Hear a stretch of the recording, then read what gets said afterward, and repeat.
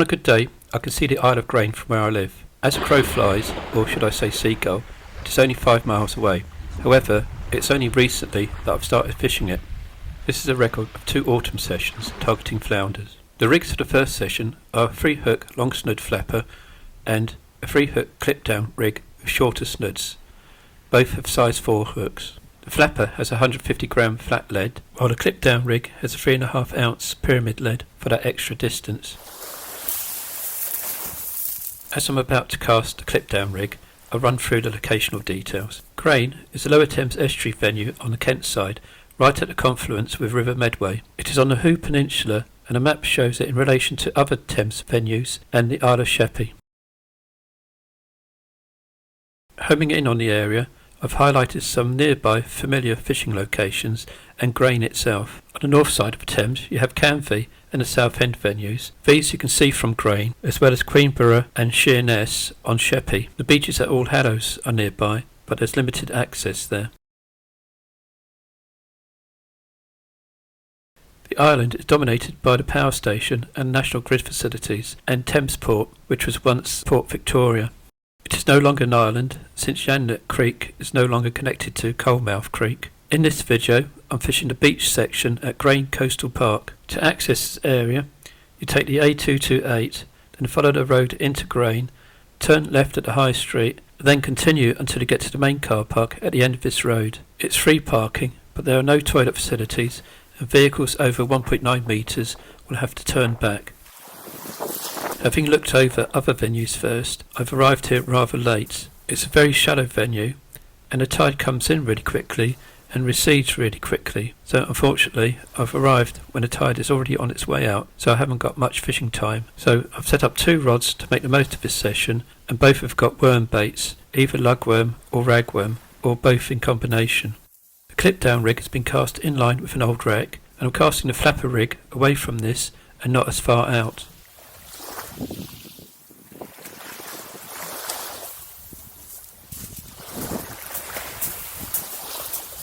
There isn't much of a tidal pull at the moment, but I am expecting it to increase as the tide ebbs further. However, grip leads aren't needed, and I'm keeping my rods down low since I am after flatfish. I don't seem to have much success at the moment fishing the north side of the Thames for flounders, so I'm hoping my luck will change fishing here.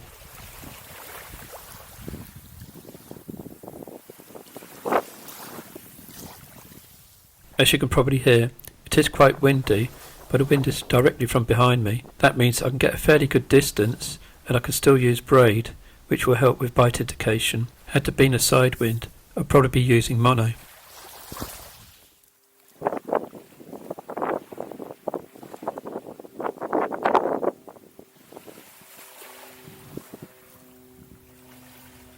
You're fishing over mudflats, an eroded clay bed close in, which you can see at low tide. I only found that out by staying after this session. I would have preferred to have seen that earlier, so you can check out where the fish holding areas are, but I was looking at other parts of the island then.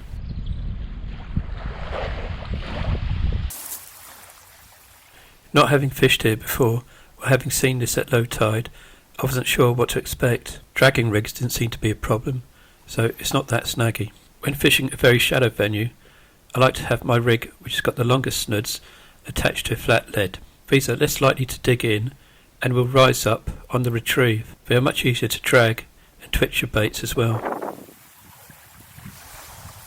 It didn't take long for the first little knock, but that was a missed bite.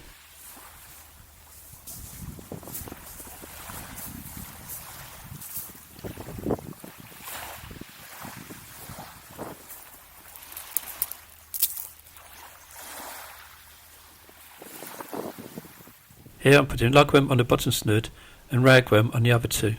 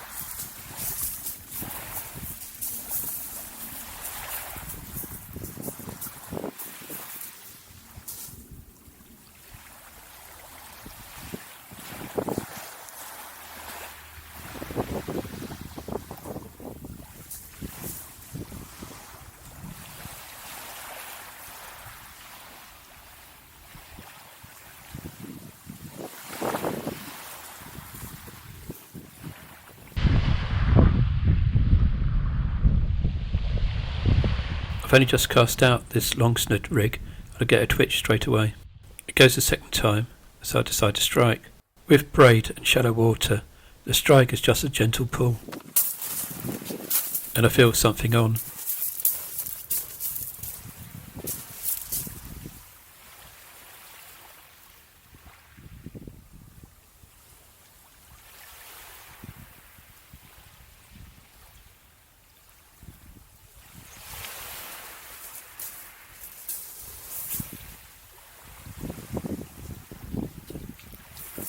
Well, my luck is in. The first fish of this session is a flounder. It's on the middle snood, so has taken ragworm.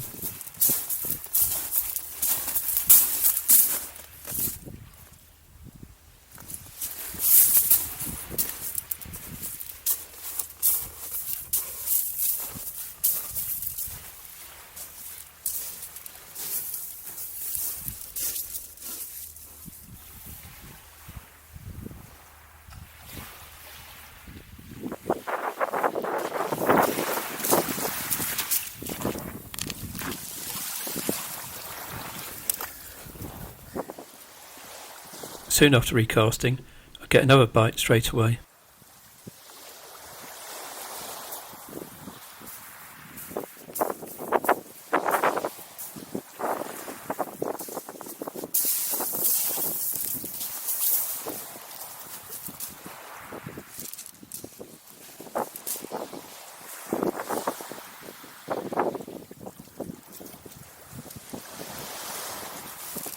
It's a whiting, but I'll settle for that, so the tide is well over an hour down already.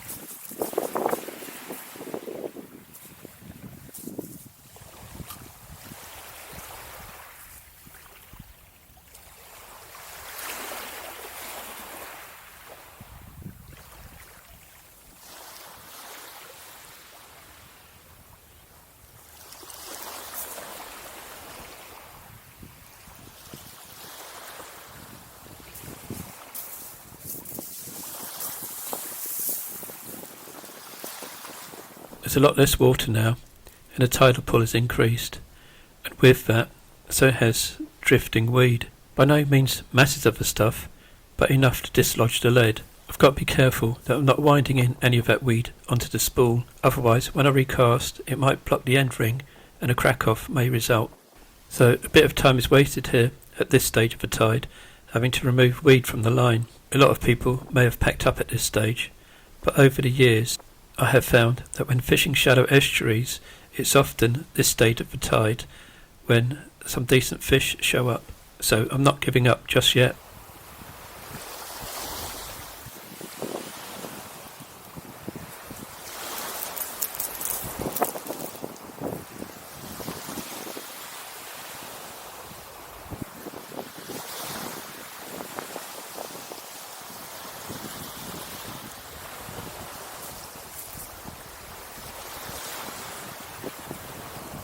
I'm On recasting that rig, I get good indication and I feel another fish on. And it's flounder number 2.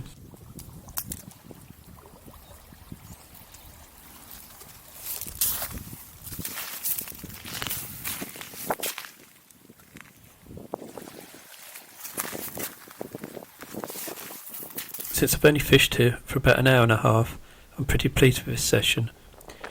It's been a long time since I could say I've actually had 2 flounders in one session from the Thames, and having fished this mark blind, I'm going to wait till the tide goes right down and check the ground, and I'll definitely be back to fish here again.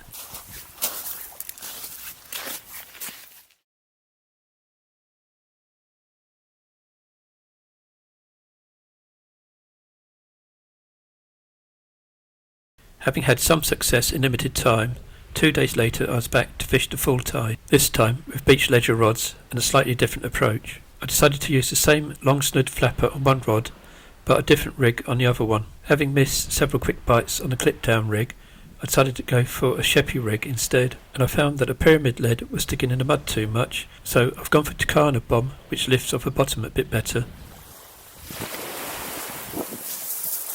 Both rigs are being fished in pretty much the same places as before. The reel, casting out a long snood flapper, is loaded with 14-pound Terry Eustace mono. I'm also using mono on the other setup, trying out Colmick Trophy Surf in .20. This low diameter, low stretch line supposedly breaks at 5.7 kilos.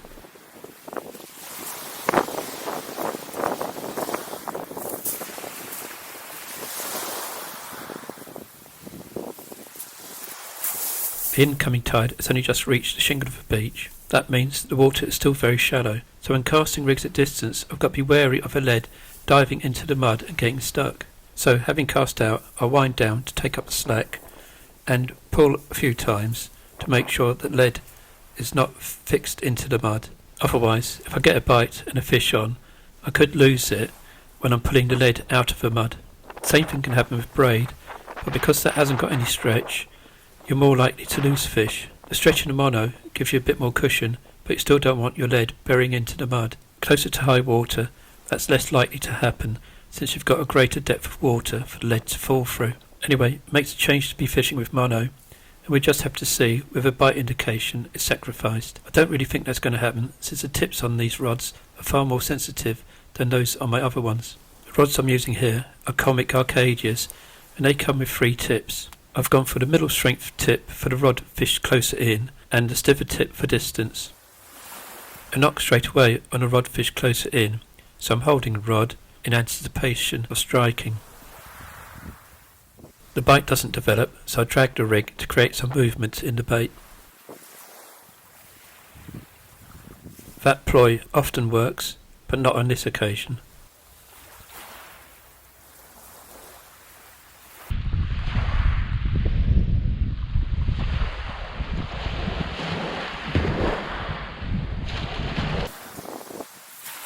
The rod tips are a little bit too high for my liking, as the wind is catching the line, so it's time to lower the rods a bit more.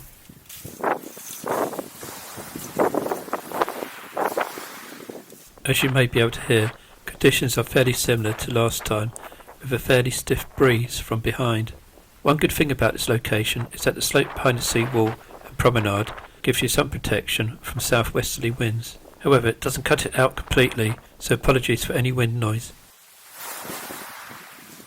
My first proper bite is to the rod that's fished at distance. Because there is stretch in the line, I'm having to strike a little bit harder than if I was using braid. However, using these lighter rods, I do feel when there's a fish on, and this fish is knocking a bit and doesn't feel like a flatfish.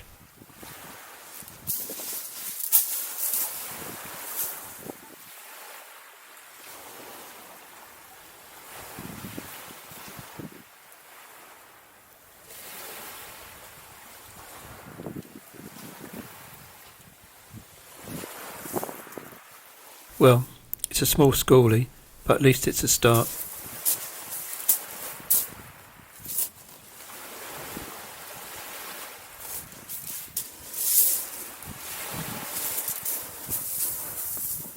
Straight after recasting, I get a bite on the other rod. This feels a lot better. Something's kicking back.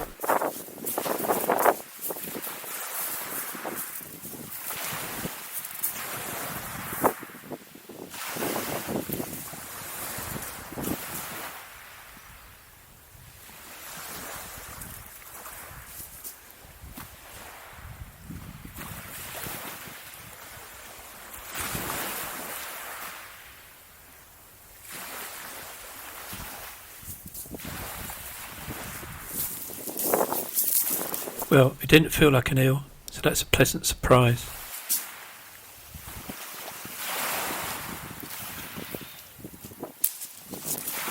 Don't mind catching these, as long as they don't ruin your rig, and this one's lip hooked.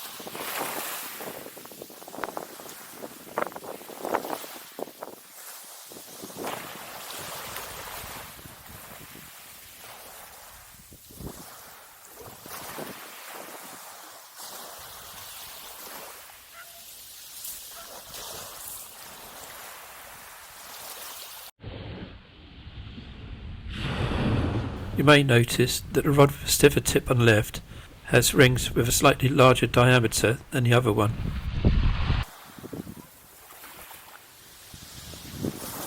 I do like the feel of these light rods, and the tips perfectly blend in with the rest of the rod.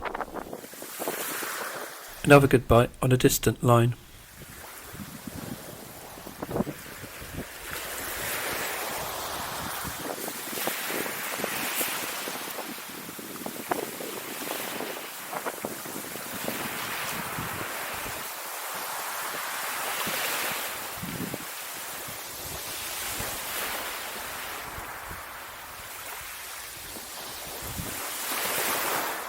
It's a flounder, and it's a fairly reasonable size, so I'm pleased with that, and the SHEPPEY rig seems to prove its worth.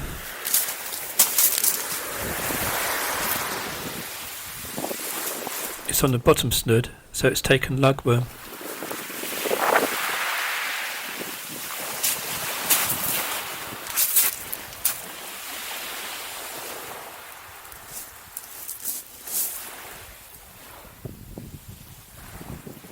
That's freshly dug lugworm on a size 3 Nordic bend hook. On a SHEPPEY rig, the snoods are free running, so when a fish takes, there's marginally less resistance than if the snoods were fixed. I think that might make a difference when you're using short snoods. Last time, I was getting bites, which I couldn't hit, just little knocks, which never developed. However, one downside of this rig is that you can't clip down, so that marginally reduces your distance.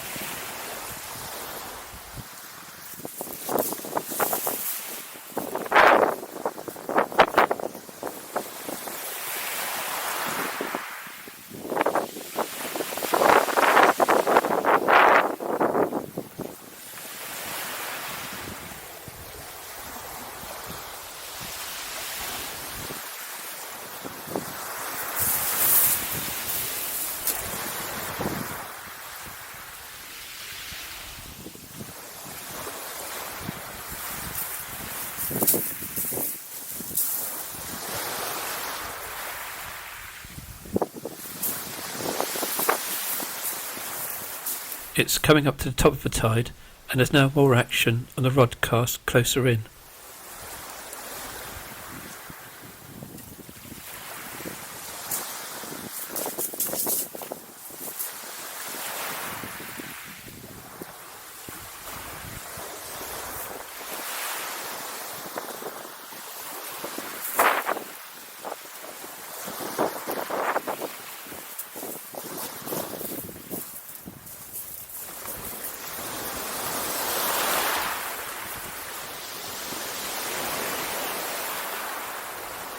This feels fairly reasonable.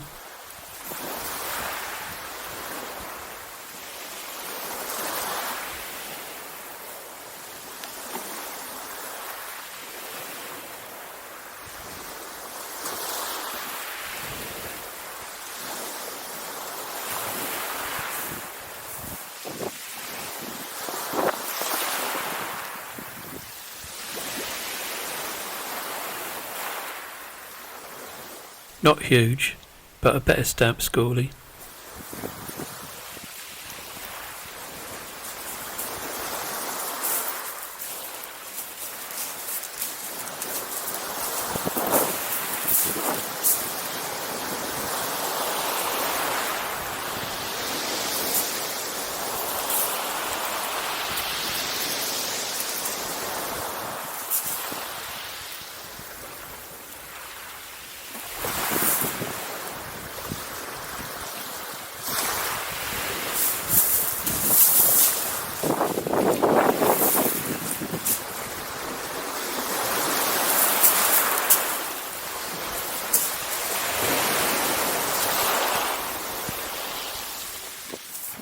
That was followed by a quiet spell until the tide started to ebb.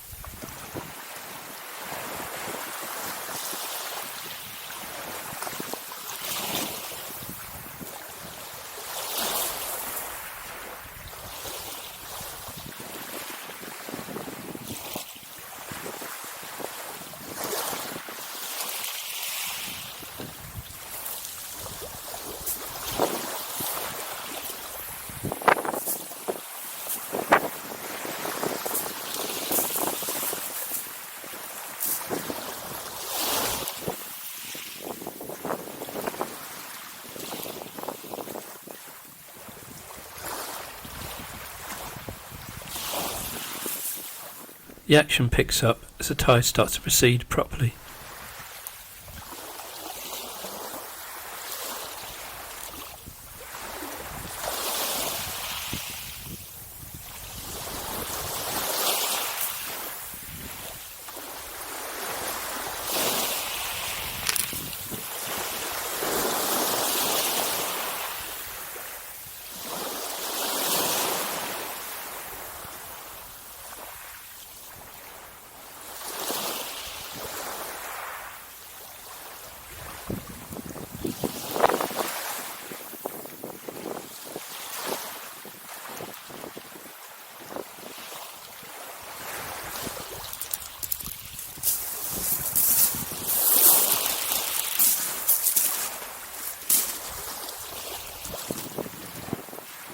That's the obligatory whiting for this time of the year.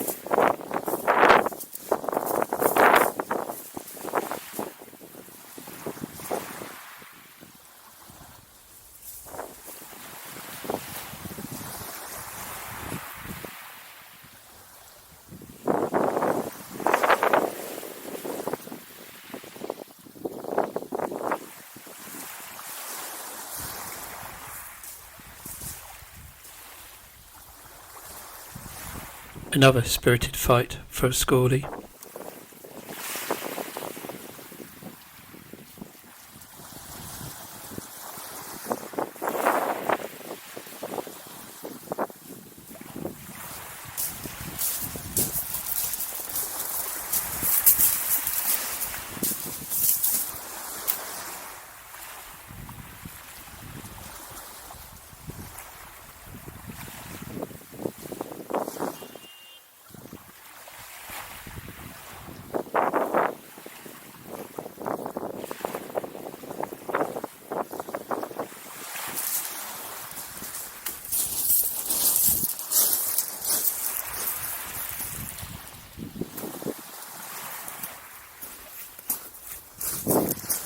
While I wasn't watching, I get a slackline bite on a distance rod.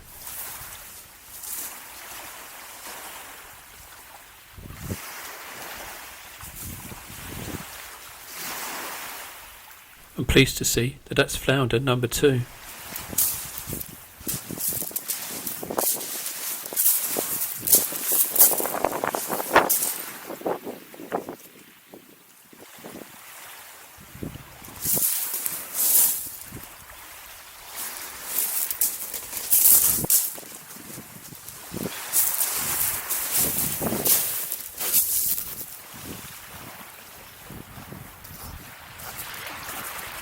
And to cap it all, just like last time, I'll get another one when there's very little water left.